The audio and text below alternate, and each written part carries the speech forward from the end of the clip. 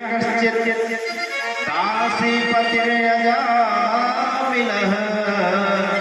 नानानष्ट सदाचारो दास्या संसर्गदूषितः। त्रिकाल संध्या गायत्री करने वाला ब्राह्मण था, बड़ा पुण्यात्मा था, लेकिन एक दिन समिधा के लिए पुष्प आदि लेने के लिए नदी के तट पर गया, कमल पुष्प तोड़ने के लिए, और एकांत में उसने किसी वेश्या को व्यभिचार करते हुए एक पुरुष के साथ देख लिया। और पिछले प्रसंग में हमने आपको सुनाया था, आपको श्रवण कराया था, आपसे निवेदन किया था कि जो हमारी ज्ञानेंद्रियां और कर्मेंद्रियां हैं, इनमें सबसे ज्यादा अगर कोई फंसाने वाली इंद्रिय है तो वो है हमारी चाक्षुष इंद्रिय, हमारे हैं नेत्र, और दूसरे हैं हमारे कान। जब हम अश्लील शब्दों को, अश्लील गीतों को इन कानों के माध्यम से सुनते हैं तो उसमें दुराचार करने की, पापाचार करने की, काम आदि की वासनाएं उत्पन्न होती हैं। अगर इन आंखों से बुरे दृश्यों को देखते हैं, अश्लीलता को देखते हैं, तो मन महाराज कामुक हो जाता है, विषयों में आसक्त हो जाता है। और अजामिल जो त्रिकाल संध्या गायत्री करने वाला अग्निहोत्री ब्राह्मण था, एक दिन की बात जब वो पुष्प समिधा आदि लेने के लिए गया, एक वेश्या को व्यभिचार करते हुए देख लिया, और वो वेश्या इसको बुलाने लगे अपने भाव भंगिमा से। बोले हमारा क्या है? अजामिल फंस गया महाराज। बोले हमारे साथ चलोगी? बोले क्यों नहीं चलोगी, तुम भी पैसा दोगे तो हमारे भी साथ चलेंगे। तो अजामिल उस वेश्या को लेकर के अपने घर में आया, माता पिता को बाहर कर दिया घर से, स्वच्छंद रूप से रहने लगा। और जो अजामिल त्रिकाल संध्या गायत्री करता था, वह इतना बड़ा दुर्दांत दस्यु बन गया, डाकू बन गया महाराज। उस वेश्या संसर्ग दूषित, उस वेश्या के संसर्ग करने के कारण, क्योंकि वेश्या को कहा जाता है पण्य वधू, वेश्या का एक नाम है संस्कृत में पण्य वधू, जो धन की प्रेमी होती है। उसको किसी से कोई मतलब नहीं, उसको सिर्फ धन चाहिए, तो धन मांगती थी। अभी माला लेकर के बैठता था, बोली है माला जपने से नहीं काम चलेगा, जाओ कहीं से रुपया पैसा लेकर के आओ। धीरे धीरे संसर्ग से दूषित हुआ, दोष उत्पन्न हुआ, और बहुत बड़ा डाकू बन गया महाराज। रोज निकलता है तलवार लेकर के, डाका डालता है, चोरी करता है, राहगीरों को लूटता है। अब एक दिन की बात, उसी गांव जहां अजामिल का गांव था, कान्यकुब्ज अर्थात कन्नौज शहर, कान्यकुब्ज कहा जाता है। कन्नौज शहर में जो उसका गांव था, वो गांव के बगल से महात्माओं का एक झुंड निकला। सायंकाल हो गया था, उसने महात्माओं ने पूछा इस गांव में किसी भगत का घर है जो हम लोग हमारी मंडली को भोजन करा सके? तो एक लंठ मिल गया था। लंठ जानते हैं कैसी भाषा? उसने कहा इस गांव में एक भगत है और उसका नाम है अजामिल, गांव में दक्षिण तरफ घर है उसका। अजामिल का घर उपहास में कि जाओ अभी अजामिल तुम लोगों को बताएगा, लूटपाट कर लेगा, जो भी तुम चिमटा और अपना वो लिए हो गठरी पटरी, तो सब तुम्हारा लूट लेगा। सो उसने जो है उस मूर्ख ने अजामिल का घर बता दिया। संजोग की बात, महात्मा अजामिल घर के घर पहुंचे। बच्चा सीताराम कोई घर में है? अजामिल उस समय डाका डालने के लिए बाहर गया था। वो वेश्या थी। वेश्या जब दरवाजे पर आई, उसने कहा कि देखा तो सामने दरवाजे पर संत खड़े हैं। और बड़े भाग तब जानिए जब मिलने आवे संत, संतन को मिलनो करे सब दुखन को अनंत। सामने देखा तो संतों की मंडली खड़ी है महाराज। उस वेश्या ने देखा, वेश्या के आंखों से आंसू झर पड़े। हमारा कितने जन्मों का पुण्य उदय हुआ होगा तो हमारे मैं तो ठहरी वेश्या, हमारा भोजन तो एक करेंगे ही नहीं महात्मा। लेकिन उसने अपनी सच्चाई बता दी, महात्माओं आपको किसी ने गलत रास्ता और गलत जगह बता दी।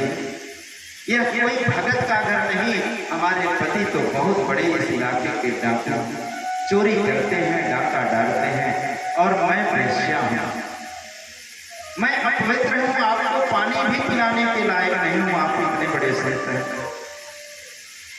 महात्मा ने एक बार जब उस वेश्या को देखा, बोले बेटी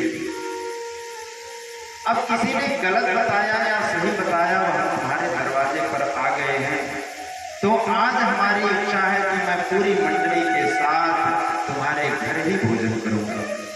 अब यहाँ से दरवाजे से जाऊंगा नहीं, जब प्रातः काल होगा तभी हमारा डेरा चलेगा यहाँ से। उस वेश्या के आंखों में आंसू आए। वेश्या ने कहा बाबा मैं आपकी सेवा करूं तो कैसे करूं? बोले बेटी तुम्हारे घर अगर कुछ अन्न हो सीधा पानी दे दो, बाहर हम लोग महात्मा लोग भोजन भंडारा बनाएंगे, ठाकुर जी का भोग लगाएंगे और खाएंगे। लेकिन हमारे पति बड़े दुर्दान हैं, आपका अपमान न कर दे। बोले जो होगा सो देखा जाएगा। ठीक है प्रभु। उसने अन्न आदि ला करके दे दिया। महात्माओं ने भोजन बनाया, टिक्कड़ प्रसाद बनाया और भगवान का भोग लगाया। और भोग लगा करके जो ही पाना प्रारंभ किया तो जो सबसे उसके जो मंडली के अध्यक्ष थे, जो बड़े महात्मा थे, उन्होंने जब एक गिलास अपने मुंह में लिया तो अपने शिष्यों से बोले महात्माओं आज हमने इस वेश्या का जो है अन्न खाया है, इसका अन्न खा लिया है, इसका जो है पति डाकू है, और अगर हमने किसी का नमक खा लिया, अन्न खा लिया, तो हमारा भी धर्म बनता है कि इसके पति को सुधार देना है, उसका कल्याण कर देना है। क्योंकि साधु का कार्य क्या है? जो दूसरे व्यक्ति को, जो दुष्ट से दुष्ट व्यक्ति को साध दे वही तो साधु है। साधुओं ने भोग आदि लगाया। तब तक अजामिल आ गया, देखा भीड़ दरवाजे पर, जोर जोर से चिल्लाने लगा भाग जाओ तुम लोग कौन हो, क्यों हमारे दरवाजे पर ठहर गए हो, किसने तुम्हें आज्ञा दी? उसकी पत्नी ने धीरे से कहा सुनो हमने रुकने का कहा है। अच्छा देवी तुमने कहा है तो कोई बात नहीं, अपनी पत्नी से बहुत डरता था। वैसे ठीक है तुमने कहा तो कोई बात नहीं। साधुओं ने बुलाया बेटा अजामिल यहाँ आओ। गया, बोले तुम्हारे कितने बच्चे हैं? बोले महाराज 9 हो गए हैं और पत्नी मेरी गर्भवती है। बोले बेटा हमने तुम्हारे घर भोजन किया है, क्या हमें दक्षिणा दोगे? अजामिल ने कहा बाबा दक्षिणा? हमसे दक्षिणा दोगे? अरे तुम लोगों का चिंता का मैं छीन नहीं रहा हूं, यही हमारी दक्षिणा है, दक्षिणा देना चाहते हो? महात्मा ने कहा बेटा हमें तुम्हारे धन की कोई दक्षिणा नहीं चाहिए। अरे ब्राह्मण को संतों को भोजन कराया जाता है तो बाद में दक्षिणा दी जाती है। बोले हमें दक्षिणा रुपए पैसे की नहीं चाहिए, बस हमें तुम एक वचन दे दो। कहा क्या? बोले हमें एक वचन दे दो कि अब की बालक तुम्हारा होगा उसका नाम तुम नारायण रख दोगे, नारायण नाम रख देना। बोले हमारी मर्जी, रखना होगा रखेंगे, नहीं रखेंगे।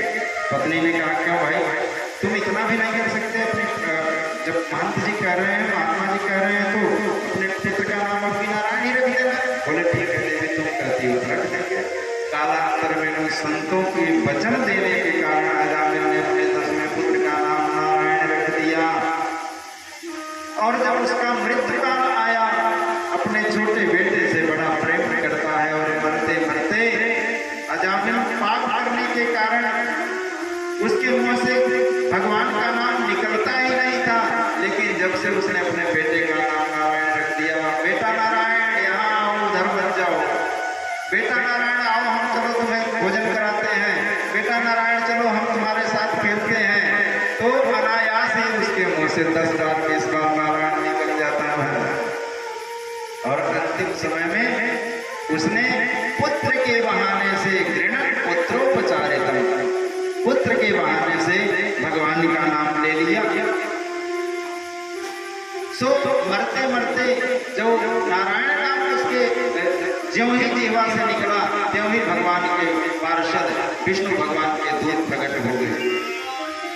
यमदूत आए थे उस पापी के प्राणों को खींचने के लिए, लेकिन भगवान के दूतों ने रोक दिया, सुनो ये भगवत धाम का अधिकारी हो गया है, इसलिए इसे तुम अपने यमराज के पास नहीं ले जा सकते।